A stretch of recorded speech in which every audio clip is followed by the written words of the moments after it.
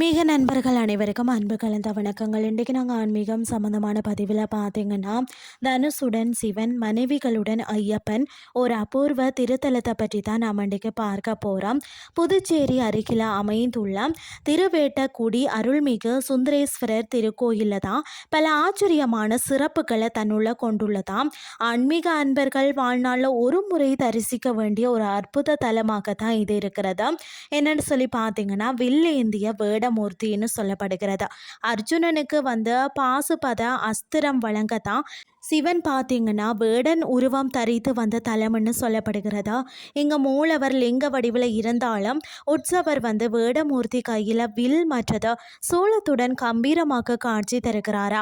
இவருடன் அம்பாளும் வேடன் மனைவி கோலத்தில், அதாவது தலைப்பாரத்துடன் காட்சி தருவது தான் வேறெங்கும் காண முடியாத அற்புதம்னே சொல்லலாம். பொதுவாக கையில் வேலுடன் இருக்க முருகப்பெருமான் தான் தந்தைக்கு துணையாக வேட வடிவில் வந்ததால் இந்த தலத்தில் வில்லேந்தி காட்சி அளிக்கிறாராம். மற்றது பார்த்தீங்கன்னா, நஷ்டிக பிரம்மச்சாரியாக நாம ஐயப்பனை அறிந்திருந்தாலும் இந்த தலத்தில் பார்த்தீங்கன்னா தர்ம சாஸ்தாவாக தனது தேவியர்களான பூரணா மற்றது புஷ்கலை ஆகியோருடன் இணைந்து தான் இல்லறதாரருக்கு அருள் பாலிக்கிறாராம். குடும்ப ஒற்றுமை தடைகள் நீங்கவும் இந்த ஐயப்பரை வழிபாடு செய்கிறது மிகவும் சிறப்பாக. அம்பாளை மீனவ பெண்ணாக கருதி தான் சிவன் மனம் முடித்த தலம் என்றதால தான் இன்றும் பார்த்தீங்கன்னா மாசி மக திருவிழாவின் போது மீனவர்கள் சிவனை மாப்பிள்ளை என்று உரிமையோடு அழைத்து சீர் செய்யும் வழக்கமும் இருக்கிறதா.